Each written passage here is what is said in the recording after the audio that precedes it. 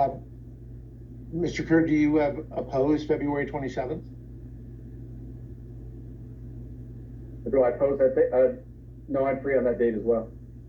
Okay, because I do need to talk with you about local rule requirements, and if the court will allow me to not be present at the end of the mediation because Ms. Kerr is in pro per, then my availability is meaningless. And if you can get this done more quickly, I'm sure Mr. Kerr would prefer that. Okay, well, I will tell you that given that the 18th is just around the corner, I know that there are significant filings, but I'm not sure that, let me see. Given enforcement of an order to mediate. I don't believe there's a response from the petition. My expectation is that the parties will probably want to file some declarations to provide their positions for the benefit of the mediator and the court regarding what you believe is an appropriate custodial schedule going forward. Ms. Kerr, am I correct? Yes, our court order in Montana already has a schedule for it's within 100 miles. So when we were in the divorce hearing, they asked Tom, what would you do if the kids moved back to California? And Tom said, I'd move with them. So they already have a parenting plan for within 100 miles. So.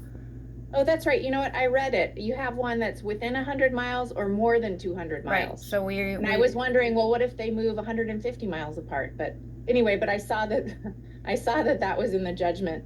But my question is, and if that's your position, like this is the judgment, this is what we tried, this is what I think is appropriate.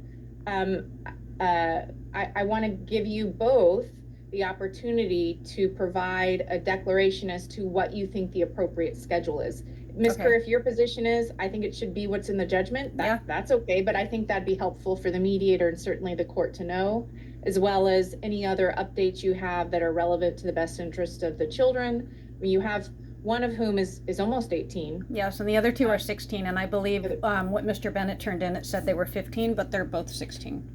Yeah, 16, and then you have he'll be 18 in April, right? Correct. The oldest. Okay. They were 15 at the time.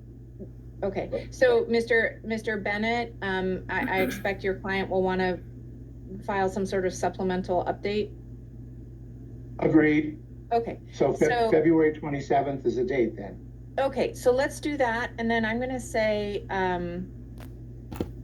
so February 27th, this is a proceeding that the children need to attend as well.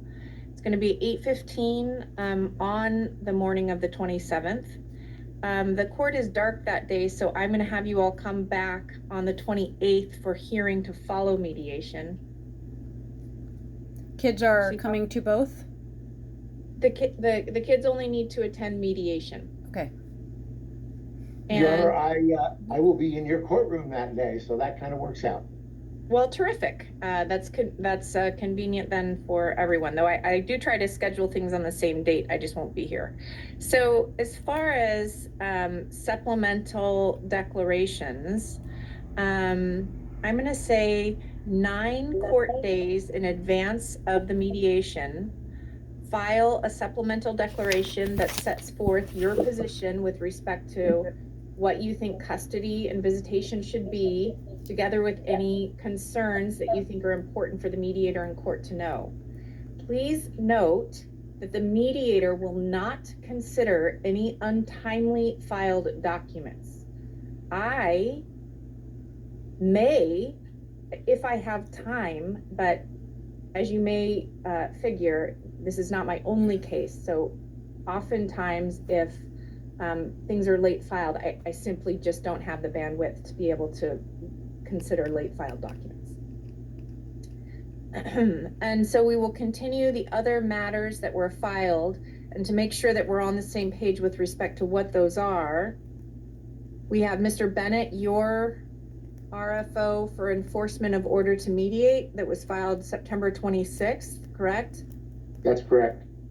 Any other pending RFOs? Oh, we have Ms. Kerr's, well, I've addressed the dismiss the RFO for lack of jurisdiction. So that's denied, which I'm sure comes as no surprise given the findings that we've just discussed. And it looks like that handles all the matters that are on. To the extent, let's see.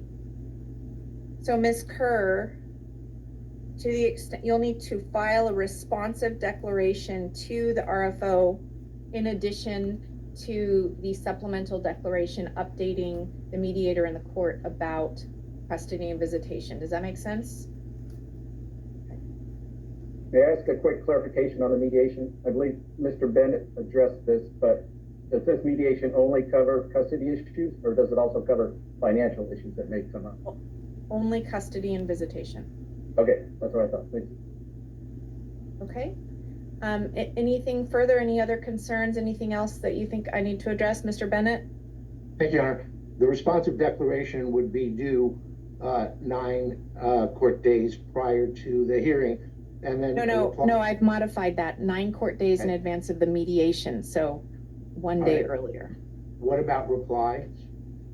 5 court days prior to the mediation, which accords with the Code of Civil Procedure. Ms. Kerr, just to, since you're self-represented.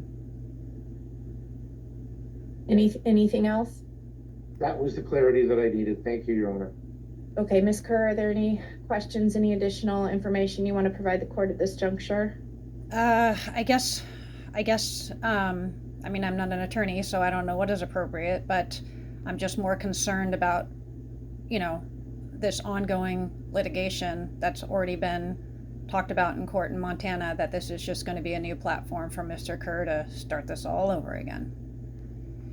Well, as I indicated, the scope of what's before me at this juncture solely relates to custody and visitation with respect to the registration of foreign custody orders. Okay. So that's where we are at this point. Sorry. Go ahead. So I've been following the court order and his parenting time. He gets the boys whenever it's his parenting time, and that time has not been utilized even on his parenting time, and I'm fine with the court order, so I'm just confused why we are going to mediation when everything is already set in a parenting plan already, and then I have to take off work and, I guess these are going to be my concerns at mediation, but it's just an ongoing battle of the same thing, so. Just a very brief response. I know we don't want to get into the debate here, but the current custody plan, when we live in the same city, is 75% mother, 25% father. Mm-hmm. That's unacceptable. It's not in accordance with it. Okay, all right, Mr. Kerr, you know what? I appreciate that this is a long fought issue, but I will tell you, sir, you have an attorney.